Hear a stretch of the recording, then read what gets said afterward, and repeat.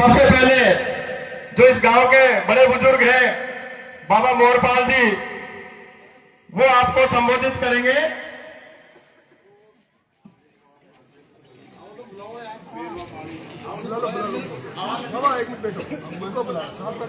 हाँ भाई,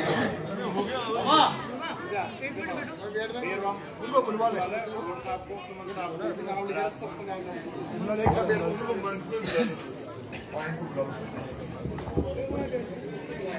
मैं आमंत्रित करूंगा मंच पर सम्मानित करने के लिए माली समाज के, वैष्णव समाज और बेरवा समाज, ये सभी 5-5 आदमी कोई भी आ जाए और मंचासीन अतिथियों का स्वागत और सम्मान करे।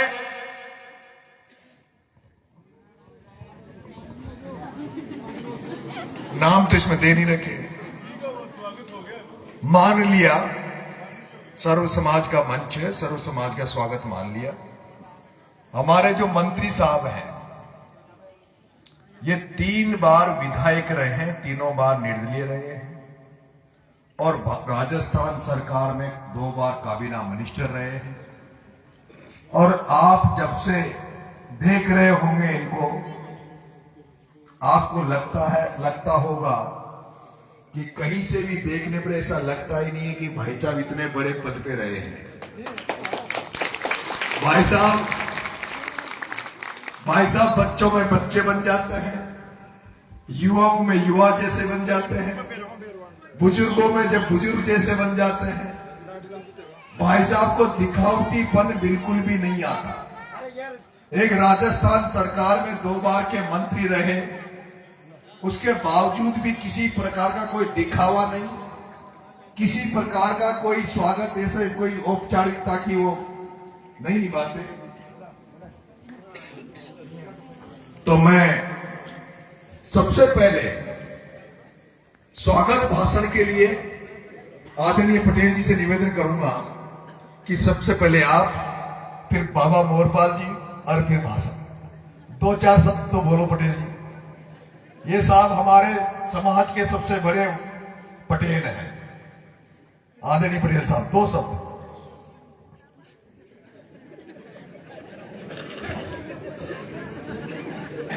आज गांव में हमारे पूर्व मंत्री गुड़ा साहब, गांव समस्त मंत्रा सिंह, गांव के सभी यहाँ उपस्थित गण, मैं आप सबसे ये अनुरोध करता हूँ कि इस बार अपने अंता मांगरों से हमें नरेश को विजय बनाना है और अपन को सर्व समाज को साथ लेके चलना है। और मैं एक बात बोलता हूँ, ये जो सभी इनकी मंशा थी, नरेश इस बार 15 दिन के लिए मौन धारण करने के लिए गांव के सभी मेरे पास दूर से मुद्दे आ गए हैं इस बारे में। 15 दिन का मौन अपन को धारण करना है, अपनी विजय निश्चित है।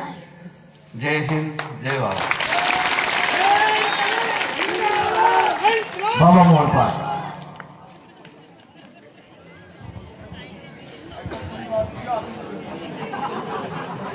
नरी देर तक बोलेगा और जहां तक तारियां बंद होनी चाहिए। हेलो भाई बहनों और सभी समाज, ये खाना कसाई मौको है साहब। अब ई मौका चौक जाओगा ना तो जिंदगी भर ना हो। तो ये हमारा खेल है कि अपनी तन मन धन सब सेवा करना चाहिए। भाई साहब नेताजी को वोट देना तो ये तो ये आखिरी बात तो हमारे बोले तो, और मुझे तो ज्यादा बोलू भी कोई ना। जब मेन बात पर आ जाओ आदमी तो ज्यादा बोल कर टाइम है। तो या आज जोड़ सको निवेदन से सब समाज सु या कोई ना मीणा ही छे, इनमें सभी समाज है।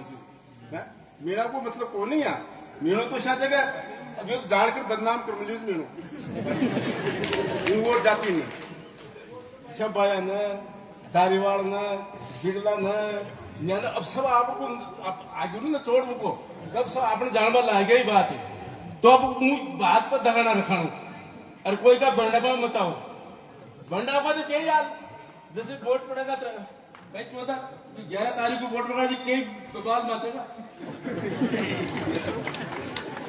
जय हिंद जय भारत।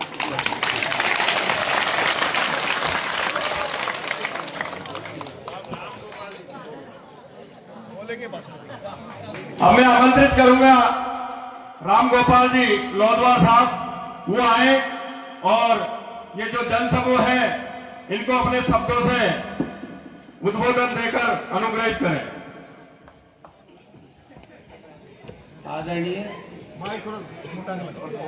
आदरणीय मंच पे बैठे हुए सभी प्रतिनिधि साथियों और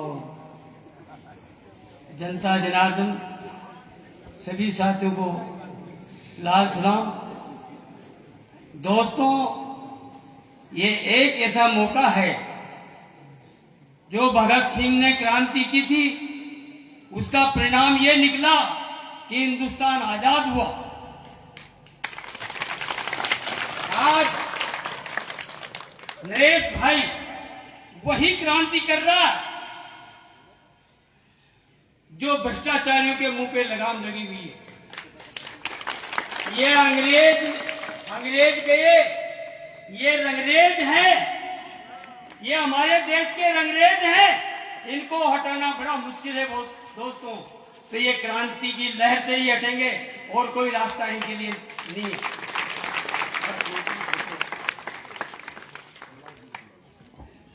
अब मैं आमंत्रित करूंगा हमारे बीच में भाई प्रहलाद जी खटारा, जो कंधे से कंधा मिलाकर के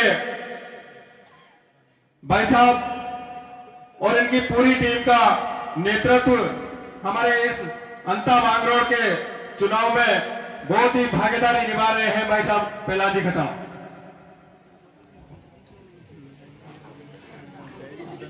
कोटड़ी गांव वासियों, आप सबके चरणों में नमन प्रणाम। पिता तुल बुजुर्गों, माता बहनों, युवा साथियों, मंच पर विराजमान राजस्थान सरकार के पूर्व बहुत दबंग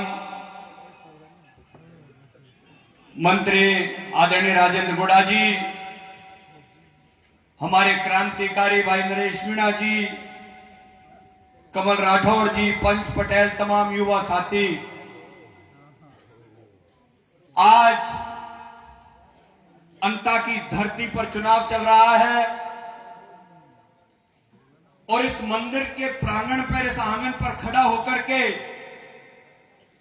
हम आज इस बस्ती में वोट मांगने के लिए आए हैं। अंता की जनता और मतदाताओं का ये वोट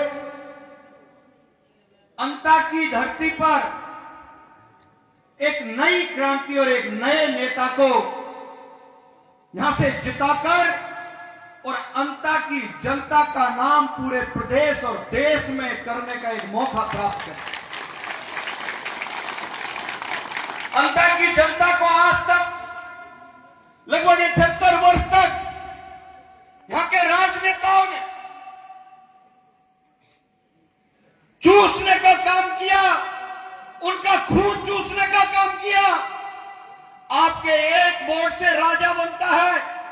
एक वोट की कीमत जितनी मेरी है उतनी देश के प्रधानमंत्री की है, उतनी मेरी माता और बहनों की है। एक एक वोट इतना कीमती होता है। उस वोट की ताकत से जब आप वोट दोगे, भाई नरेश मीणा को विधायक बनाओगे, आपका एक वोट आपके बच्चे की शिक्षा की, आपके बच्चे को स्कूल में अच्छी शिक्षा देगा। आपका वो एक वोट हॉस्पिटल में आपका अच्छा इलाज देगा। आपका वो एक वोट अच्छी सड़क देगा। आपका वो एक वोट भाई नरेश मीणा के द्वारा आपके किसानों को टाइम पर खाद देगा। आप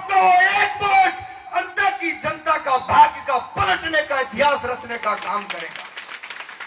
साथियों, मौका है, किसान का, दलित का, आदिवासी का बेटा आपके बीच में आया है। मैं अधिक बात नहीं कहते हुए कहना चाहूंगा कि 11 तारीख के दिन जिस तरीके से अंता की जनता ने मन बना लिया है, पहली बार कुछ लोग होंगे जो दबी आवाज में चुप हो गए, चले गए। भाया के ठेकेदार जो दलाल गांवों में आज तक इस अंता की जनता को डराते थे, धमकाते थे, पहली बार अंता के लोगों को लग रहा होगा कि जब से तुम्हारा लाडला नरेश मीणा अंता में प्रचार कर रहा है, कोई जनता को डराने और धमकाने वाला दिखाई नहीं दे रहा। मैं तो यहां तक सुन रहा था भाई साहब कि पिछले चुनावों में तो पुलिस वालों को ही आगे कर देते थे, लेकिन जब से राजेंद्र गुड़ा जी अंता की धरती पर आए, पुलिस वाले भी मैदान छोड़ गए कि भैया चले जाओ, क्योंकि ये चुनाव अंता की जनता ने मन बना लिया है। मैं इतना ही कह करके आपसे अपील करूंगा कि 14 तारीख की वो रात, आज रात के 2 बज रहे हैं, 14 तारीख के दिन रिजल्ट आएगा। 14 तारीख की रात कैसी होनी चाहिए, उस रात को दिमाग में याद करते हुए 11 तारीख को सर्व समाज के लोग वोट करना, वो ही हमारी असली दिवाली होनी चाहिए। राम राम साहब। अब मैं हमारे बीच में 12 से पूर्व सभापति भाई साहब कमल जी राठौड़ हमारे बीच में मौजूद है, मैं उनको आमंत्रित करूंगा। राम राम साहब, सबसे पहले तो मैं आप सभी के श्री चरणों में वंदन करता हूं कि रात की 2 बजे, 1:30 बजे जो आशीर्वाद, जो समर्थन और जो निष्ठा आप लोगों ने दिखाई जनप्रिय नेता के लिए, हमारे नरेश जी के लिए, उसके लिए आप सब साधुवाद के पात्र हो। आप सबको नमस्कार। मंच पर विराजमान राजस्थान सरकार के पूर्व मंत्री आदरणीय राजेंद्र जी गुड़ा साहब, खटाना जी भाई साहब, गांव के सभी बुजुर्गगण, पंच पटेल, माताओं, बहनों, सभी युवा साथी, ये चुनाव, ये उपचुनाव कम और एक अभियान है हमारे गांव की समृद्धि का, हमारे 12 जिले की समृद्धि का, हमारे 12 जिले के सभी लोगों के संघर्ष को मजबूत करने का, आम आदमी को मजबूत करने का अभियान है। भाई नरेश जी जितनी मजबूती से आम लोगों के लिए लड़ाई लड़ रहे हैं, आम आदमी के लिए जो संघर्ष कर रहे हैं, वो वाकई में वंदनीय है। इस बात के लिए मैं नरेश जी को प्रणाम करता हूं और 12 जिले की जनता और पूरे राजस्थान की तरफ से इन्होंने एक मिसाल कायम की है कि किस तरह से सर्व समाज के लोगों के लिए आगे आना पड़ता है। मैंने इनको 15 साल 20 साल से जानता हूं, छात्र जीवन से हम भाइयों की तरह रहे हैं। जब जहां जुल्म हुआ, वहां इनकी आवाज बुलंद हुई, वहां ये बोले हैं।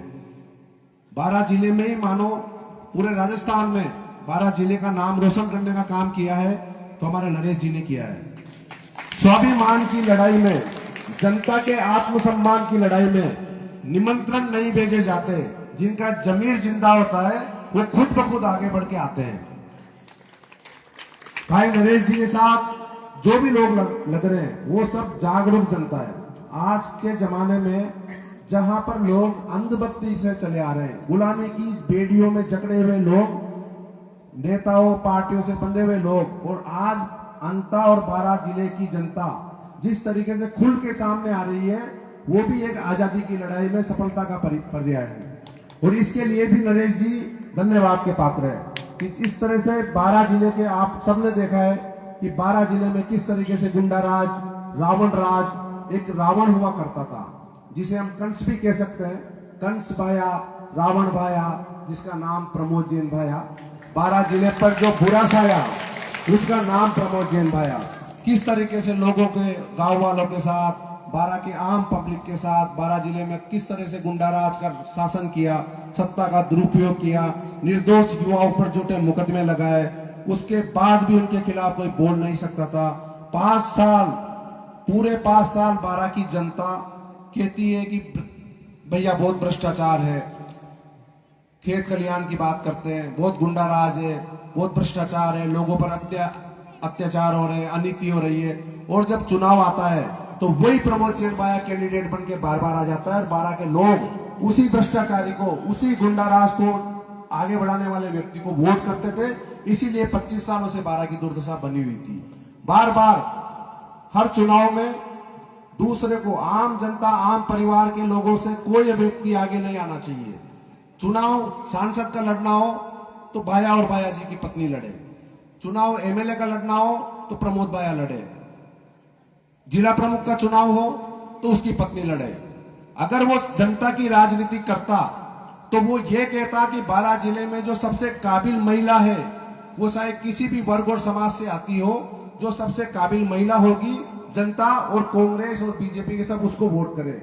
लेकिन वो ये नहीं कहता, वो तो ये कहता है कि जिला प्रमुख का चुनाव आए मेरी पत्नी को वोट करो, जिलाध्यक्ष का चुनाव आए मेरे बेटे को वोट करो। ये जनता की राजनीति क्या हुई? ये तो परिवार की राजनीति हुई, अपने घर की राजनीति हुई। इसी राजनीति को खत्म करने के लिए, इसी वंशवाद और परिवारवाद को खत्म करने के लिए ये लड़ाई एक अभियान है।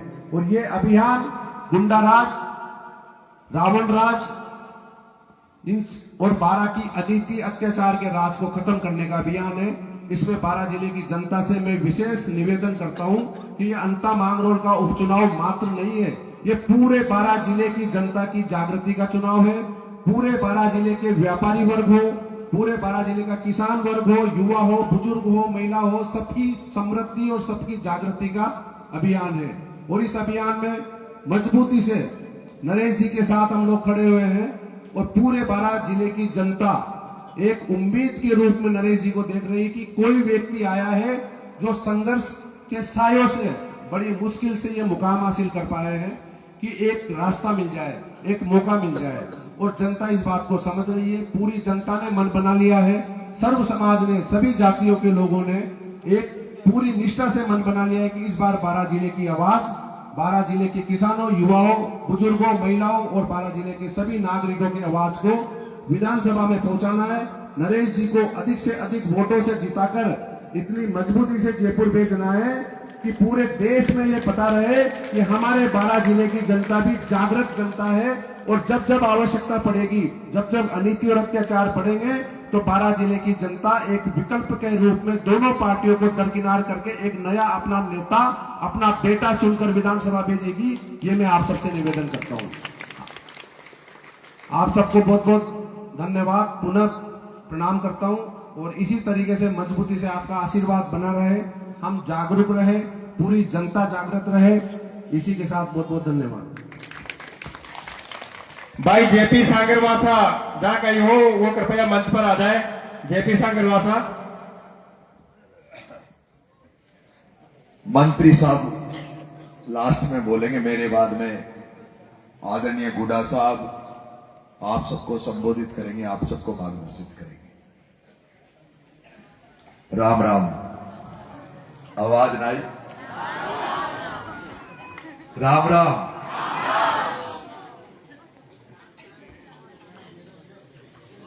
आदरणीय पूर्व मंत्री राजेंद्र जी गुडा साहब,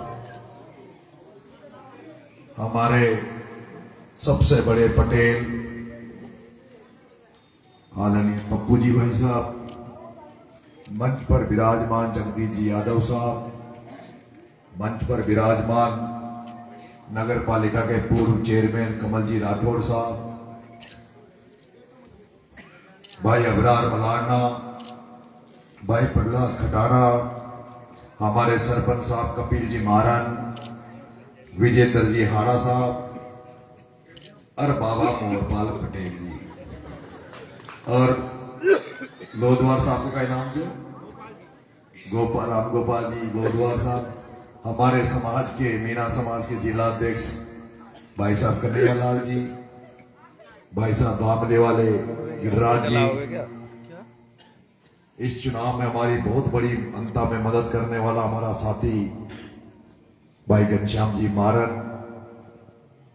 और कोटड़ी के सभी पिता तुल्य बुजुर्गों, मेरी माताओं, युवा साथियों, प्यारे बच्चों, आप सबके चरणों में मेरा राम राम।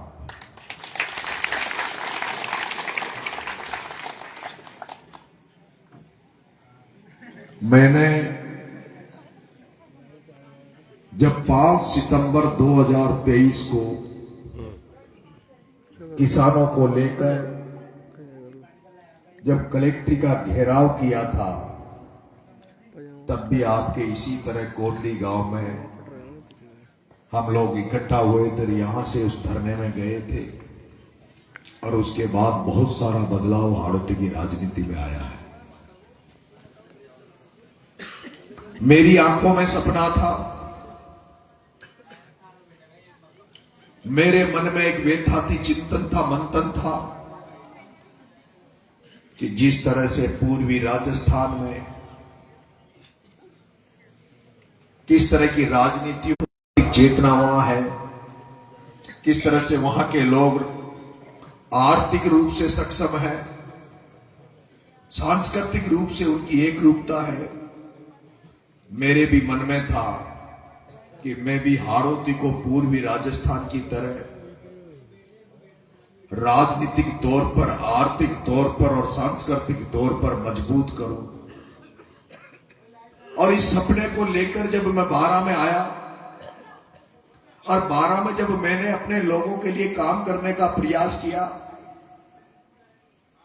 जब हमारा बेटा, आपका भाणेज दिनेश झारखंड की हत्या हो गई थी, दिनेश झारखंड को, परिवार को न्याय दिलाने के लिए जब कोई सुन नहीं रहा था, तब मुझे वो कदम उठाना पड़ा जो नहीं उठाना चाहिए था। लेकिन जब 23 साल का भगत सिंह, जिसने कई प्रयास किए,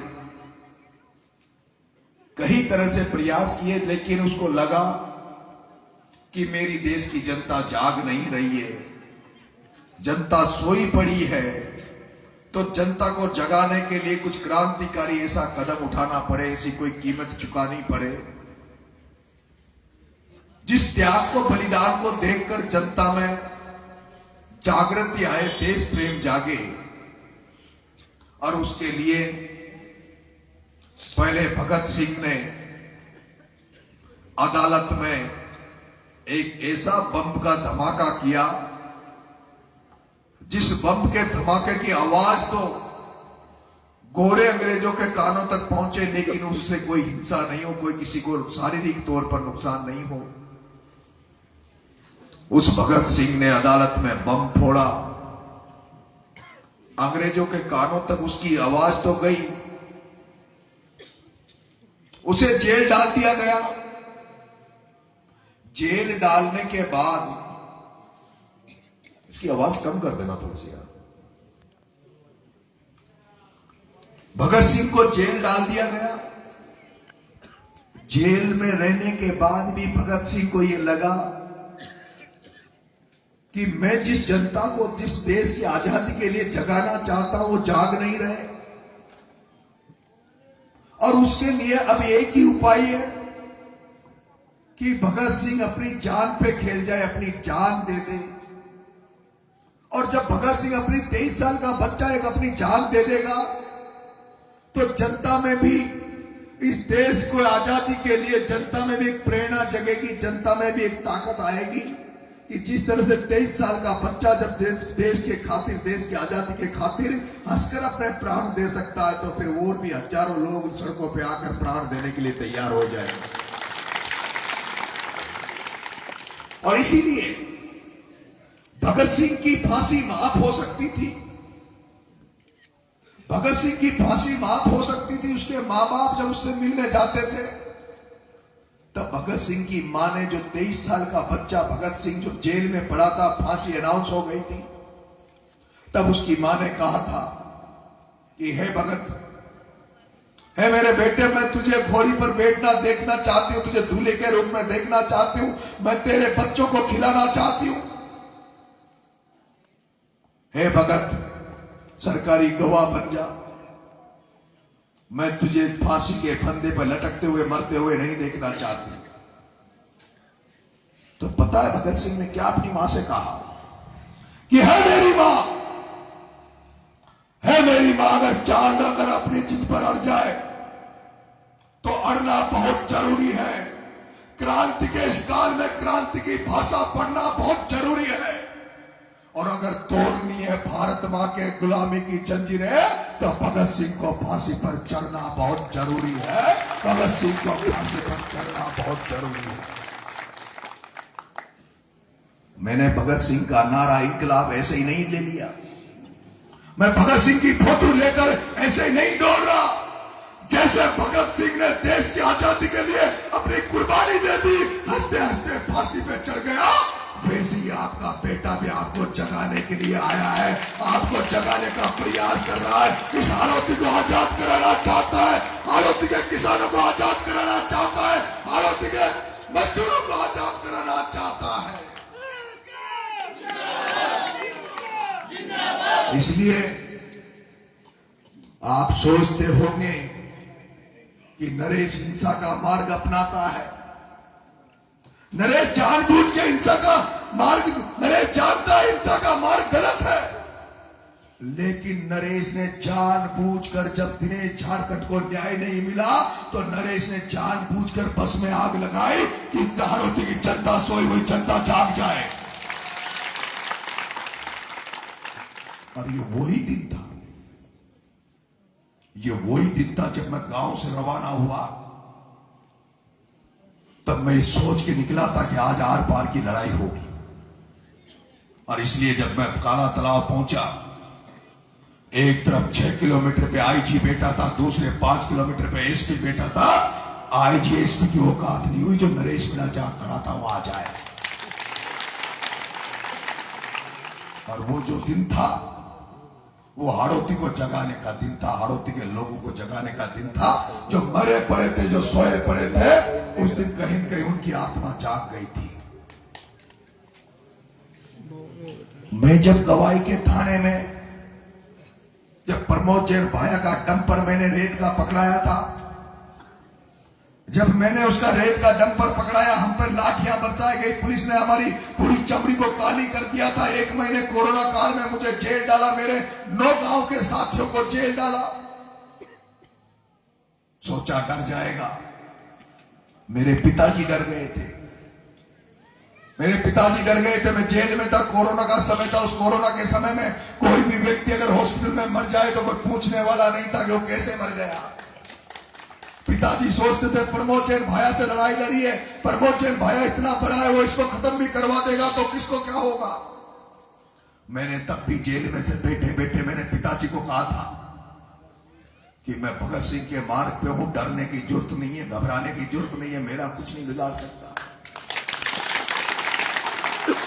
उसके बाद जब प्रमोद जैन भाया के पास जब कई लोग जाते थे और वो जब जिस तरह की कुचलने की राजनीति करता है, कुटाराघात की राजनीति करता है, डराने की राजनीति करता है, उसने जो लोग जाते थे उनसे कहता था, वो एक नरेशिया घूम रहा है, वो कहता था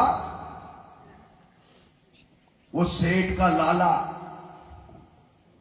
वो किर्लोस्कर की एजेंसी खोलकर 4 घरों को खाने वाला सेठ का लाला कहता था, ऐसे नरेशिया बहुत घूमते हैं, रगड़ दूंगा, मसड़ दूंगा, मच्छर की तरह मसड़ दूंगा नरेश मीणा को।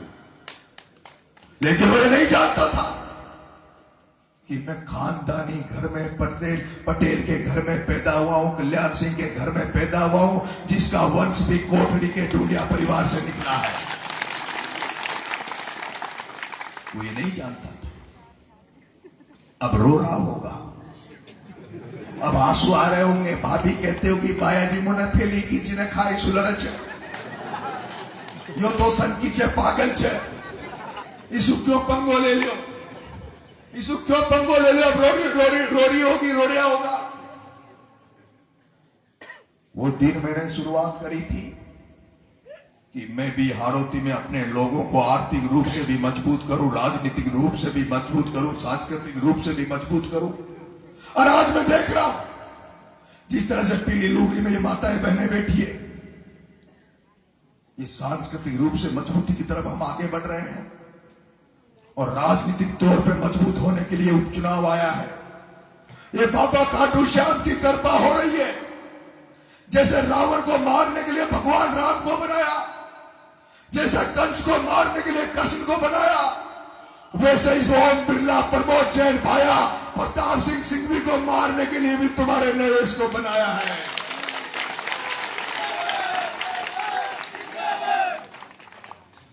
जैसे रावण को मारने के लिए राम ने जन्म लिया, जैसे कंस को मारने के लिए कृष्ण ने जन्म लिया, उसी तरह से हाड़ौती को धन्ना सेठों से आजाद कराने के लिए, इस ओम बिरला से हाड़ौती को छुड़वाने के लिए, इस प्रताप सिंह सिंघवी को हाड़ौती से छुड़वाने के लिए, इस प्रमोद जैन भाया से हाड़ौती को छुड़वाने के लिए तुम्हारे बेटे को जन्म दिया है। तुम्हारा बेटा जन्म लेकर आया।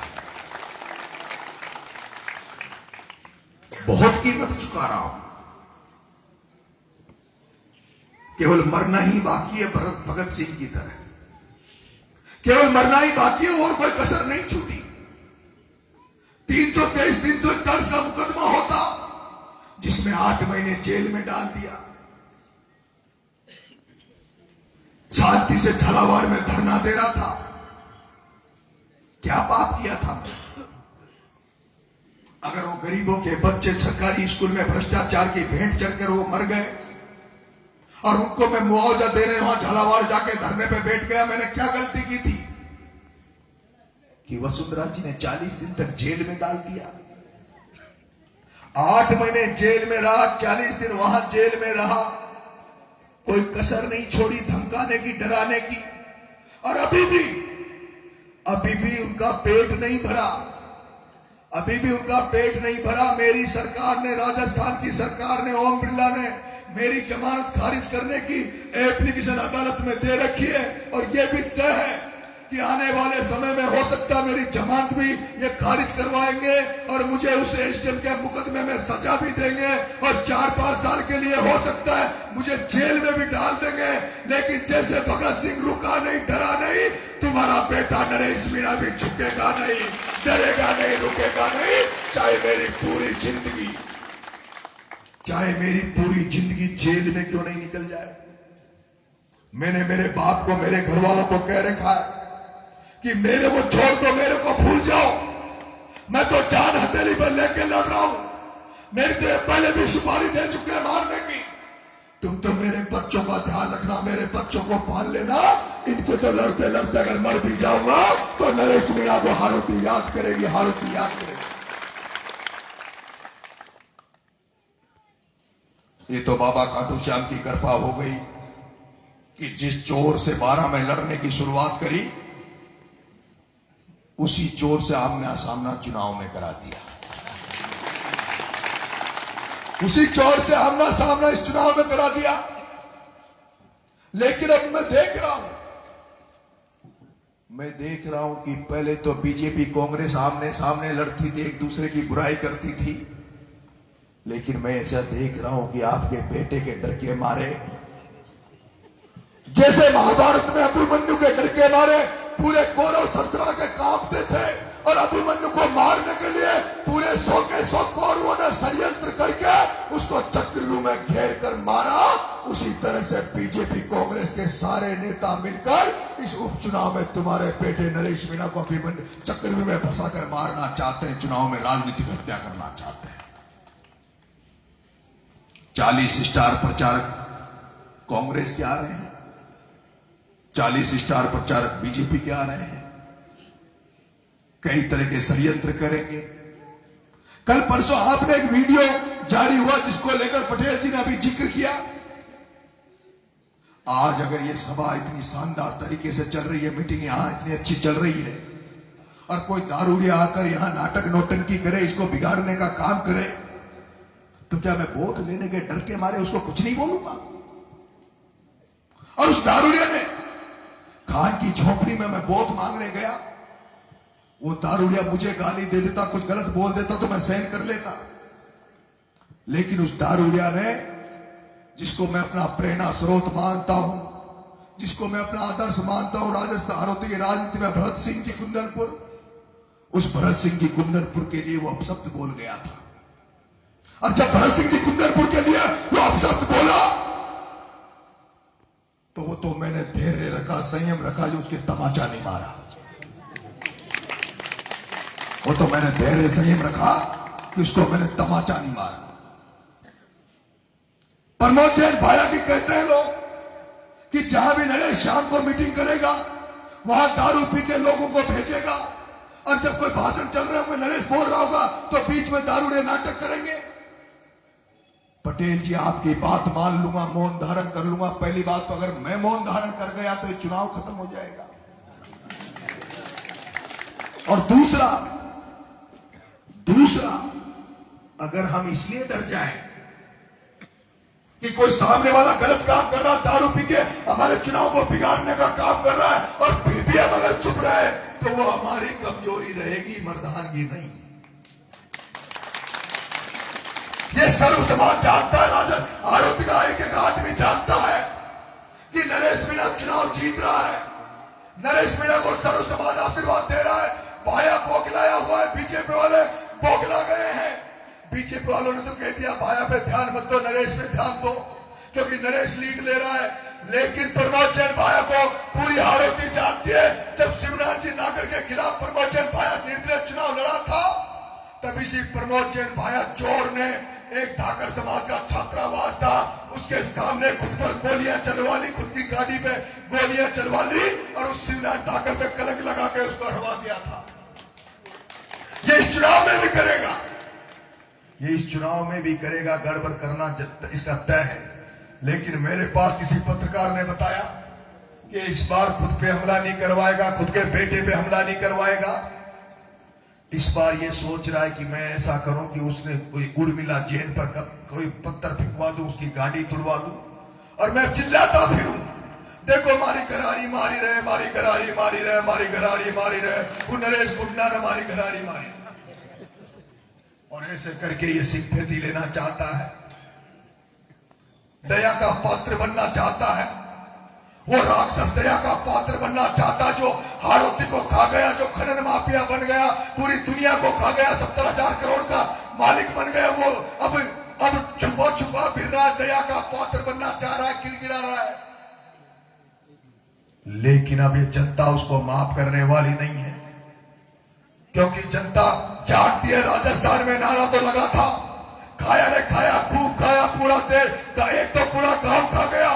लेकिन अंता की धरती पर बच्चे से लेके युवा से लेके बुजुर्ग गली गली मोहल्ले में नारे लगा रहा है कि गली गली में शोर है, प्रमोद जैन भाया शोर है, गली गली में शोर है, ये नारा गली गली में गूंज रहा है। प्रमोद भाया किसी को शकल दिखाने लायक नहीं है। कल मैं पलायता गया था, पलायता में लोग कह रहे थे भाई साहब मोटरसाइकिल पर बैठ रहे हो और छाने छाने गड्डियों को चक्कर काट रहे हो। अब केवल रात को बैग भर के जाता है, रात को गाड़ी में बैग भर के जाता है, और चुपके से अपने अपने आदमियों को पैसे दिलाता है, और सोच रहा है, मैंने सुना है कि उसने पैसे रखवा भी दिए कहीं गांव में, और वो सोच रहा है कि चुनाव को 1-2 दिन पहले बांटेगा तो थासू सबसू खेरे उका बाप ने तो कूड़ी चलाई, न प्रमोद जैन भाया ने हर काटियो, न खाए खाए पानत करी। जगह पानत कर पीसा कमाया हो, खेती का पीसा कमाया हो, था नहीं जो वोट दिया जिसू एमएलए बन गया, और वो एमएलए की दम पर ही 70,000 करोड़ कमाया, हजारों कमाता है, उसमें से हजारों करोड़ में से थोड़ा बहुत खर्च कर देता है।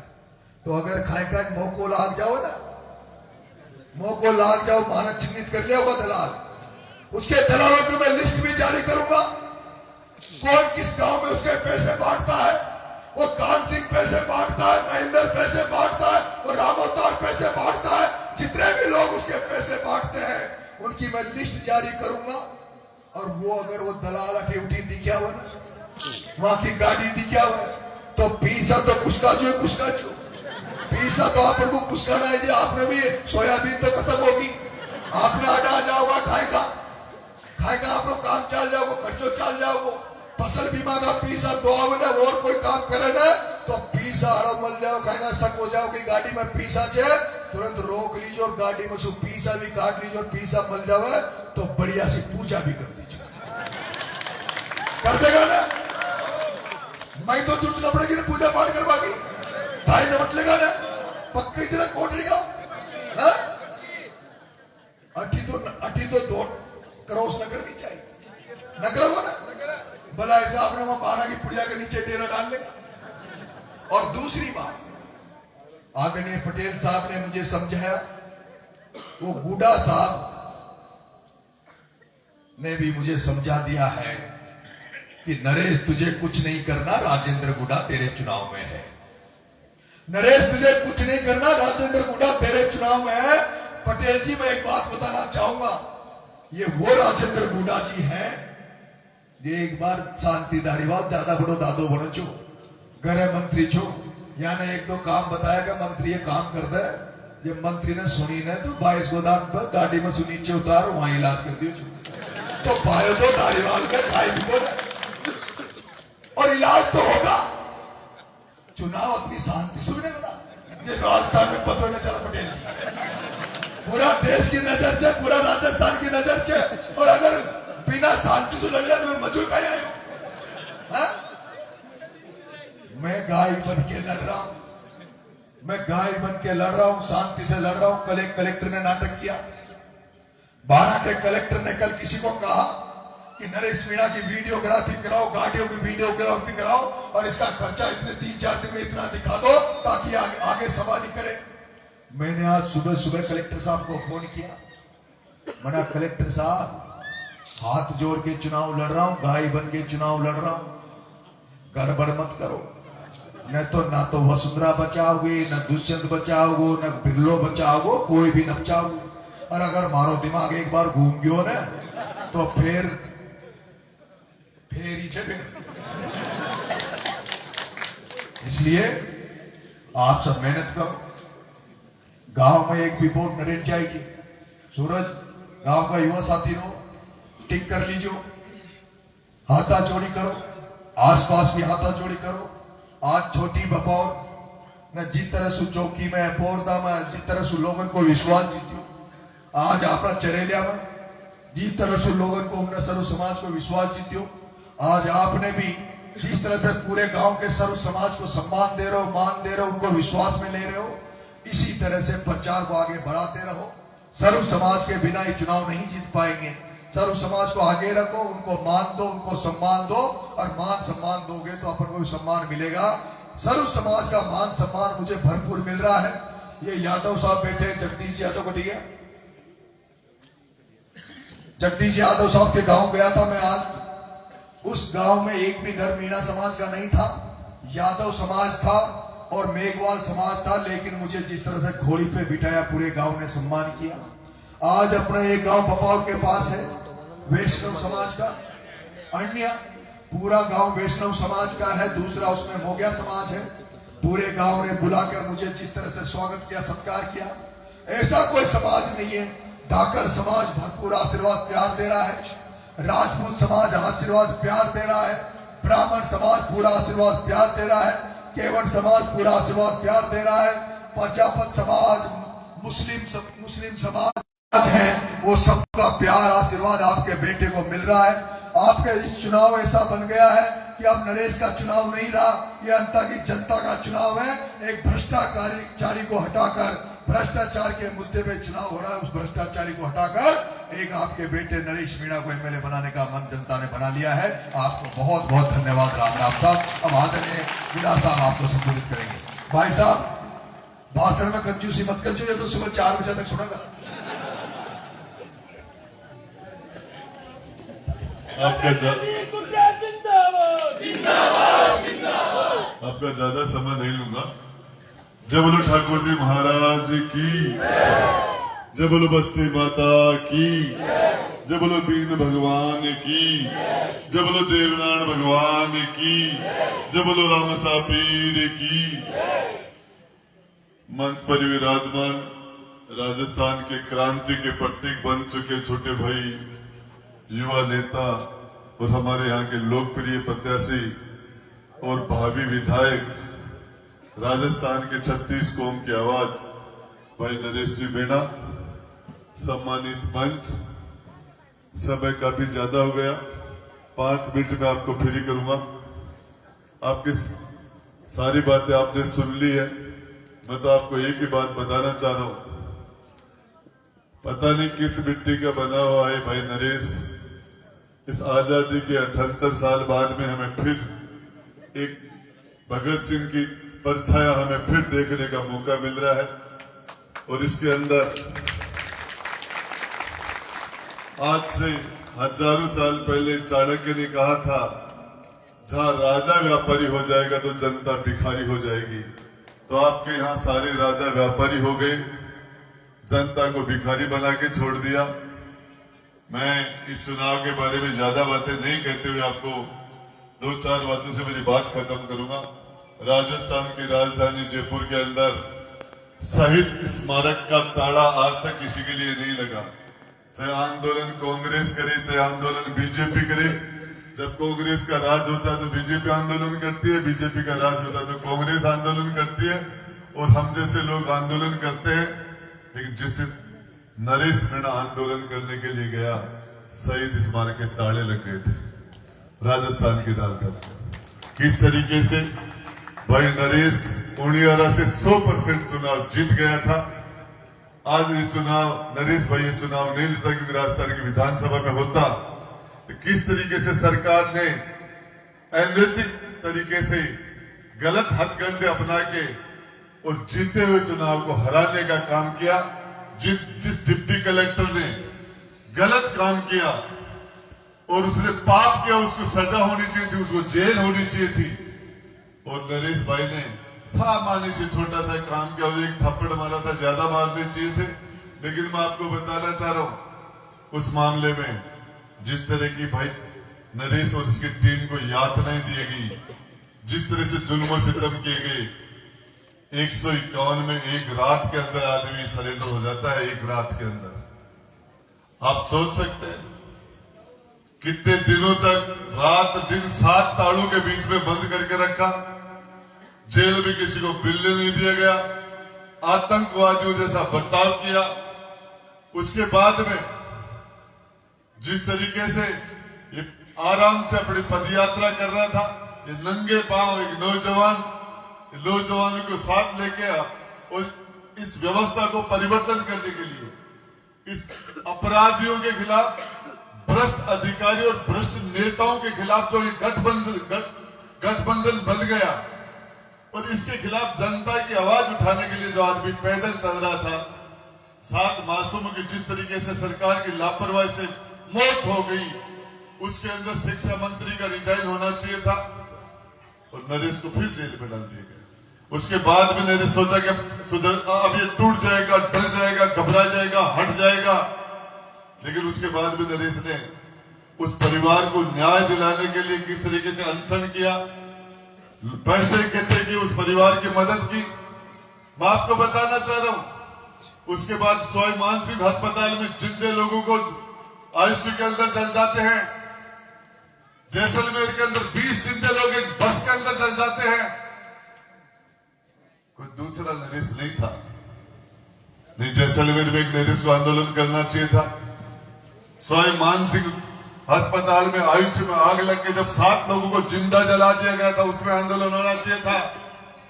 यदि इस तरीके से लोगों को डरा के, धमका के, मुकदमे लगा के, जेल में डाल के और लोगों को प्रेशराइज कर दिया जाएगा तो लोकतंत्र खत्म हो जाएगा, कोई खिलाफ बोलने वाला नहीं बचेगा। मैं आपको बताना चाह रहा हूं, सिर्फ 2 मिनट में मेरी बात खत्म करूंगा। चुनाव हो चुका है, रात के 3 बजे तक इस तरीके से माता और बहनों का यहाँ बैठना, छोटे छोटे मासूम बच्चों का यहाँ बैठना, ये क्या बता रहा चुनाव बाकी रह गया। रात के 12 बजे से लेकर सुबह 3 बजे के बीच में वोट पड़े तो भी वोट डालेंगे लोग।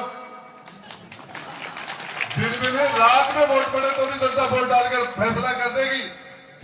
और ये फैसला तो कर चुकी, फैसला हो चुका। लेकिन आपको एक चीज बताना चाह रहा हूं, आज की तारीख में सबसे बड़ी चोट वोट की चोट है। हमें वोट की चोट मारनी चाहिए।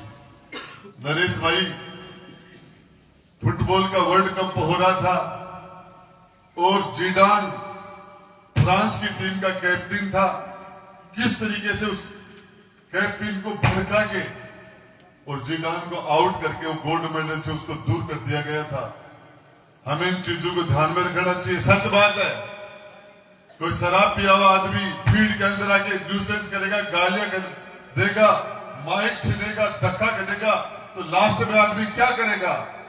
वो सारे के सारे हथकंडे अपना रहे हैं, सारे हथकंडे अपना रहे हैं, लेकिन हमें 11 तारीख तक फैसला जनता के हाथ में है।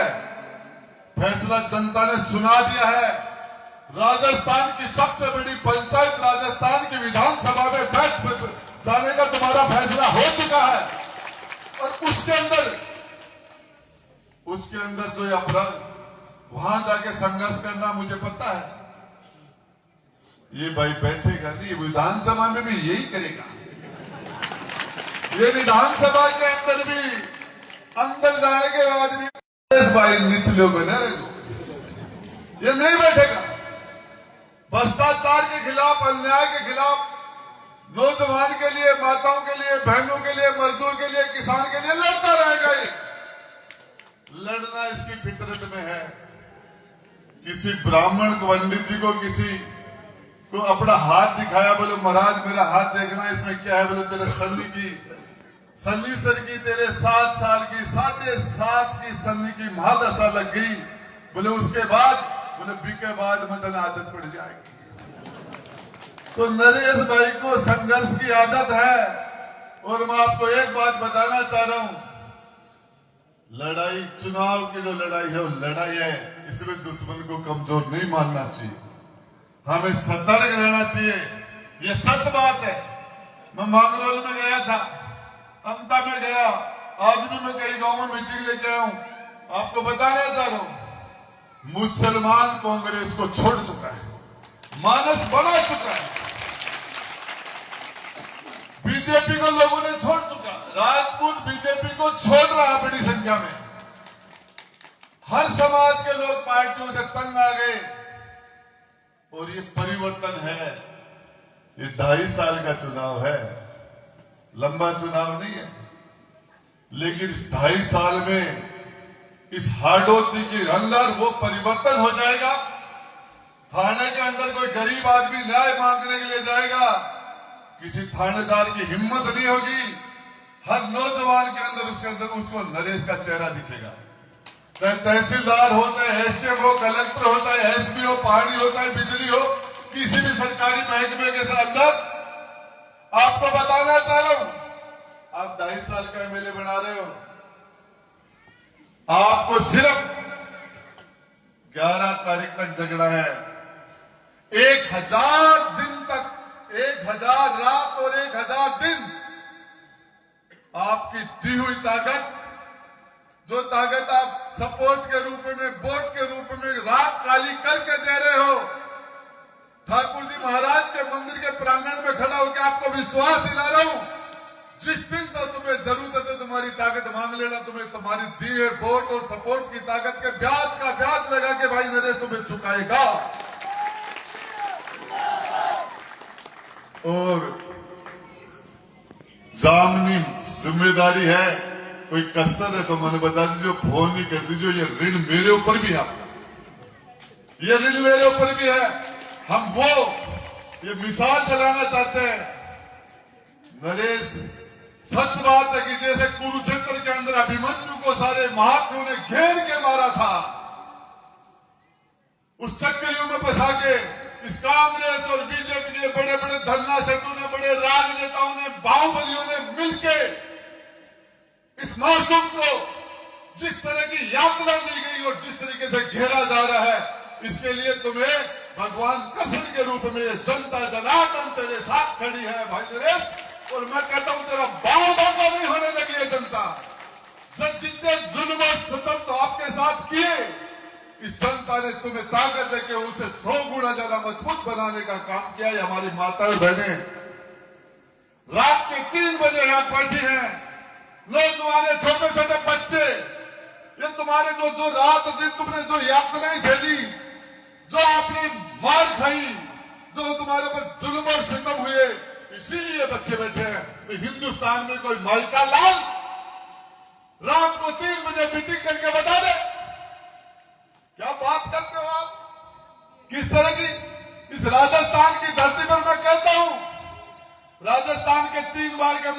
अशोक जी गहलोत को, 2 बार के मुख्यमंत्री वसुंधरा जी को निर्दलीय अपनी सीट को छोड़ के कहीं से चुनाव लड़के दिखा दो, जामनी जब्त नहीं हो जाता, मेरा नाम बदल देना। क्या बात करते हो? उनियारा में तो जनता ने आपको जिता दिया था, छबड़ा के अंदर भी आपको बेशुमार वोट दिए थे, यहाँ आप जीत गए बिना पार्टी 2 साल के अंदर 3 चुनाव, साधारण परिवार में जन्म लेके। क्या है इस परिवार के पास? किसान परिवार है, लेकिन आज जनता ने जान लगा दिया तुम्हारे लिए, सच्चाई के लिए, तुम्हारे संघर्ष के लिए, और तुम भी जो भी करो, पूरी जनता आज ये चुनाव नरेश मीणा का नहीं है, बीजेपी कांग्रेस का नहीं है, कार्यकर्ताओं का चुनाव नहीं, जनता जनार्दन का चुनाव बन गया है, जनता जनार्दन का। और मैं बताना चाह रहा हूं, ये परिवर्तन है, इस भ्रष्टाचार के खिलाफ परिवर्तन है, अन्याय के खिलाफ परिवर्तन है, और इस बदलाव निश्चित रूप से ये खाटू श्याम जी हारे के सहारे, भगवान के दर की वजह से दिल की इच्छा थी नरेश की कि चुनाव तो हो, और वो हो प्रमोद जैन भाई इस भ्रष्टाचारी के खिलाफ। मैंने फिर कहा था, कमाल के लोग हो आप, कमाल के लोग। हकीकत में ये हाडोती की जमीन, इस मिट्टी को सलूट करने का मन करता है। क्या गजब, क्या गजब। सबसे टॉप का भ्रष्टाचारी आपने दिया, राजस्थान की धरती पर टॉप का भ्रष्टाचारी हाडोती के लोगों ने पैदा किया, और टॉप का ईमानदार भी आपने पैदा किया, और टॉप का क्रांतिकारी भी तुमने पैदा किया। क्या गजब है, सोच नहीं सकते, क्या गजब है। इस भारती को, इस जमीन को सलूट करता हूं, यहाँ के लोगों को सलूट करता हूं। क्या, और यही लड़ाई नरेश और प्रमोद जैन भाई की नहीं है, ये ईमानदारी और भ्रष्टाचार की लड़ाई है, ये तानाशाही के खिलाफ क्रांति है। और इस लड़ाई का आगाज, ये मत सोच रहे अंता का चुनाव है, 12 का चुनाव है, कोटा का। करोड़ों लोग इस लड़ाई को देख रहे हैं। और मैं बता देना चाहता हूं, नरेश भाई, 1 तारीख के बाद में इतने लोग आ जाएंगे या तुम्हारी तरफ से वो 40 80 वो स्टार प्रचारक ढूंढने से नहीं मिलेंगे। एक वोट के पास 5 सपोर्टर आके खड़े हो जाएंगे, बोले राजस्थान से, हिंदुस्तान से क्या बात करते हो। अरे कांग्रेस और भाजपा के लोगों ने, मैं बता रहा था जब मेरे बेटे के जन्मदिन पर गया था नरेश, 9 सितंबर को, किसी ने कहा नरेश को, यार ये तुम्हें बड़ा नेता ही नहीं है, तेरे बेटे के जन्मदिन में तो अशोक गहलोत हेलीकॉप्टर लेके आया, सचिन पायलट साहब आए, महाराष्ट्र के मुख्यमंत्री वो सुशील कुमार शिंदे जी आए, तुम्हारे बेटे के जन्मदिन पर तो मुख्यमंत्री आते, ये कैसे हम वो भी मुख्यमंत्री बनेगो, वो भी किले को बदल देगा। ये मैं नहीं करा यार, कभी कोई हकीकत में वो सीएम ही आते हैं। तो मैं, मेरे भाई, ये पार्टियां, मैंने पहले दिन चौक की जेल के सामने जो पुलिस वाले खड़े थे, मैंने कहा टिकट भरतेगा, टिकट लेना तेरे तकदीर में नहीं है, तेरे हाथ से टिकट बचनी है मेरे भाई। तू कहां से, नरेश भाई कहां टिकट मांग रहा है, मैं बता रहा हूं। और स्टेज पर बैठे इनमें कई एमएलए बने हुए, यहां बैठे देख लेना, यहां इनमें से कई तो रात की नींद काली करें, इसमें बहुत से विधायक निकलेंगे, अकेला नहीं जाएगा, 2028 में टीम के साथ जाएगा विधानसभा में। मैं कह रहा हूं आपको, राजस्थान की तकदीर के फैसले करोगे आप, राजस्थान की तकदीर का फैसला मैं नहीं कर रहा, तुम्हारा संघर्ष कर रहा है, तुम गरीबों की जो लड़ाई लड़ रहे हो, जो आंसू बहा रहे हो, और तुम्हारे परिवार ने तो सफर किया ही है, छोटे छोटे मासूम बच्चे, तुम्हारे पिता, तुम्हारी धर्म पत्नी, किस तरीके से एक दिन चैन से घर नहीं बैठे, तुम एक दिन नहीं बैठे। तो मैं ज्यादा समय नहीं लेते हुए आपको अब वापिस सूर्य भगवान उदय होने का सा टाइम है, माता भैया अपने काम लग जाएंगे। जब बोलो ठाकुर जी महाराज की, मैं 2-3 गाने लगा, नरेश तुम संघर्ष करो, नरेश तुम आगे बढ़ो। जीतेगा क्या जीत गया, नरेश मीणा जीतेगा क्या जीत गया।